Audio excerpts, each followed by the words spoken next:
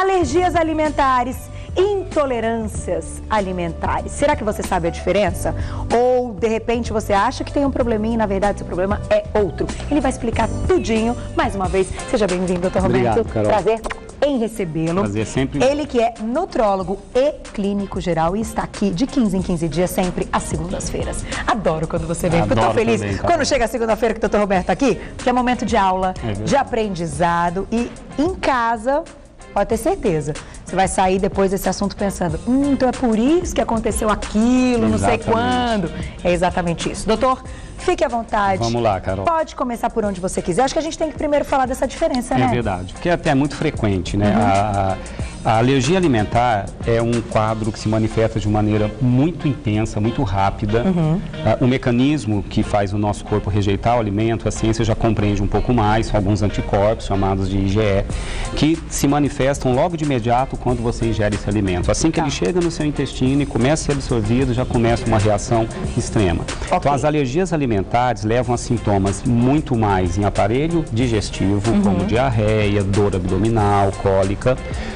Dá mais sintomas na parte de pele, tá? Pode dar coceira, urticária, inchar um pouquinho o lábio, você pode ter uma manifestação em pele e em aparelho respiratório. Então, as alergias geralmente podem levar a tosse, falta de ar, a asma, às vezes a rinite. Que é até aquele aumento da E pode dar uma reação tão extrema que a gente chama de reação anafilática. A reação anafilática é uma liberação excessiva de uma substância chamada histamina, que faz, às vezes, todos os seus tecidos incharem. E isso pode obstruir a passagem do ar pela traqueia. E você pode até ir a óbito por uma alergia alimentar muito extrema. Então, as alergias alimentares são mais compreendidas. As intolerâncias alimentares geralmente ela pode ocorrer desde você olhar para um alimento e não gostar do visual, não deixa de ser uma intolerância.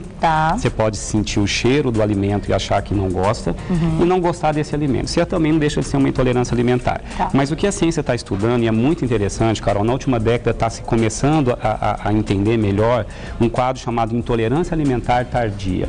A intolerância alimentar tardia são sintomas que não surgem de imediato, como uma reação alérgica. A reação alérgica ocorre na primeira ou segunda hora após a ingestão do alimento.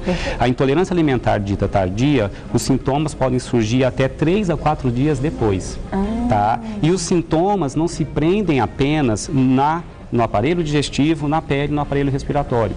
Existem sintomas ligados à intolerância alimentar, como dores de cabeça, insônia, irritabilidade, dores, pode mexer com o humor. Tem alguns autores de estudos que mostraram correlação de intolerância alimentar e alergias alimentares também, com maior incidência de síndrome do pânico.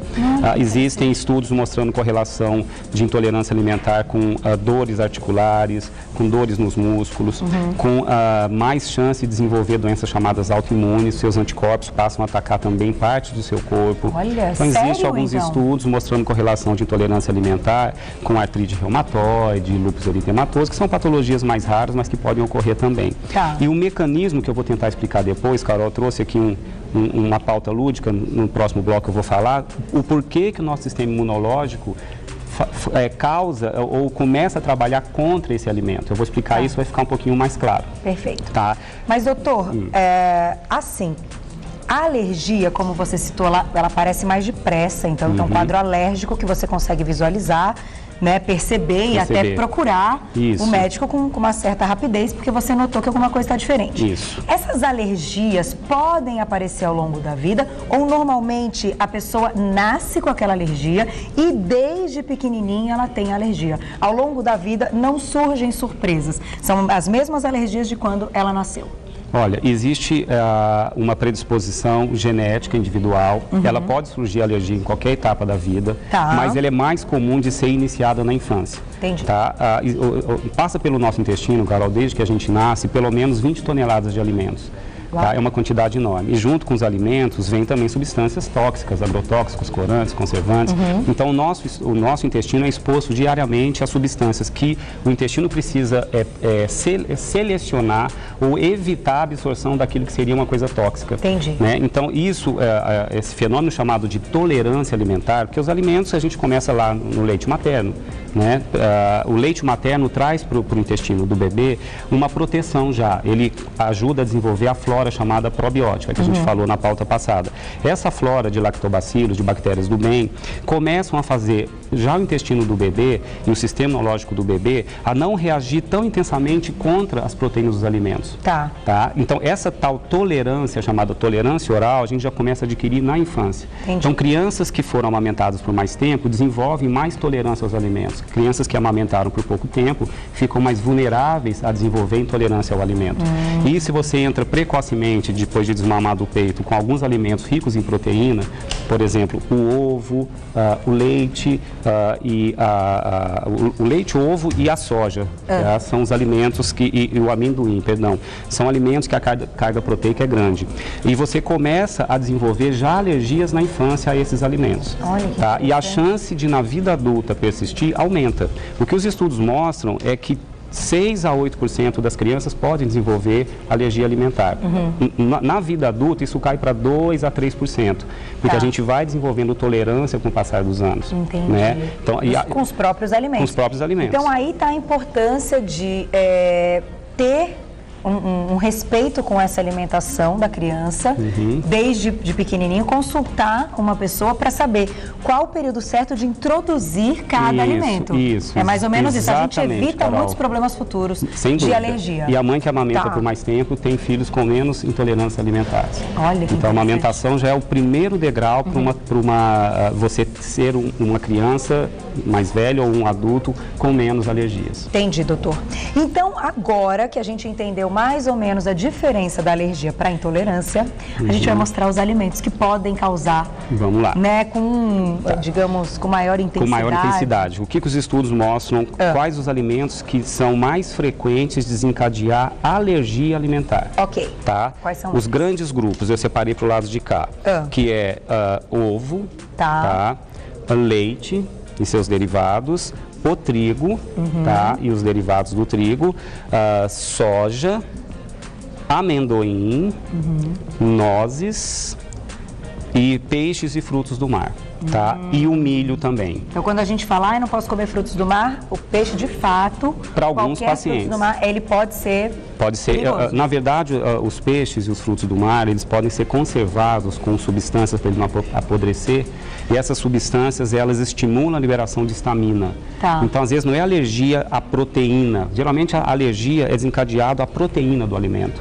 A intolerância, não. Pode ser algo que está no alimento, que teu sistema imunológico reage de uma outra maneira, não alérgica, mas causando sintomas desagradáveis. Entendi. Peixes e frutos do mar, às vezes, são conservados com substâncias que liberam no seu corpo histamina, que é uma substância que, quando liberada, vai deixar vermelho, com coceira, a garganta começa a coçar. Entendi. Tanto que alguns falam, eu comi peixe uma vez, tive, outra vez comi, não tive.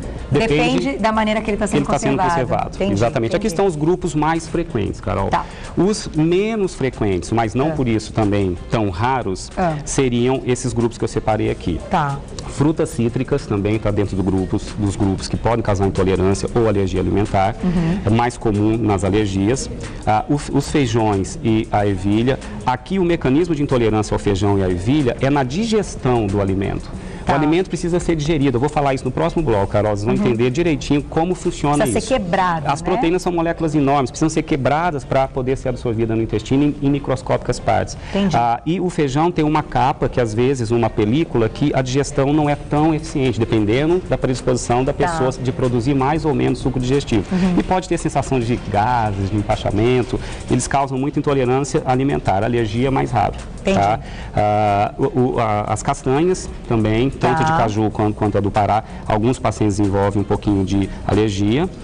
O tomate também. Jura? O tomate também? É raro, mas não é tão frequente, mas está citado nos estudos como um dos... Ainda bem que você não tem. Eu não viveria sem comer tomate. Eu vi na literatura, é descrito, mas não é muito frequente, né? Mas eu tentei trazer o resumo do que a ciência hoje coloca. Pode ser, então é legal a gente colocar aqui como um alerta, como alerta. A indústria utiliza para preservar observar alguns alimentos um componente chamado sulfito. O sulfito pode ser encontrado e ele é alto, pode causar reações de intolerância, de hipersensibilidade alimentar, tanto em crianças quanto em adultos, tá? Mas em adultos também com mais frequência. Os sulfitos são encontrados na cerveja, os sulfitos são encontrados no vinho.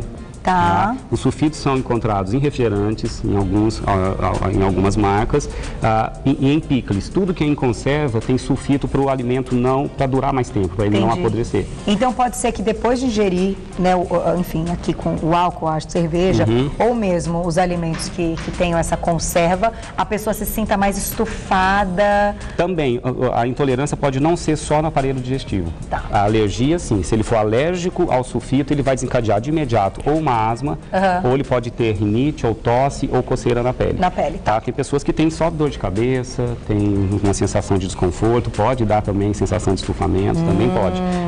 O que acontece muitas vezes, né? Muitas vezes. E alguns condimentos que também são citados na literatura, a canela, é raro, mas pode dar intolerância alimentar, o fermento de pão, e o chocolate. Chocolate também? Também é descrito na literatura doces em geral ou chocolate, o cacau? Talvez pela presença do leite ou pela presença do cacau, que também tem uma proteína considerável. Então, é citado o chocolate, não estudaram especificamente os doces, não.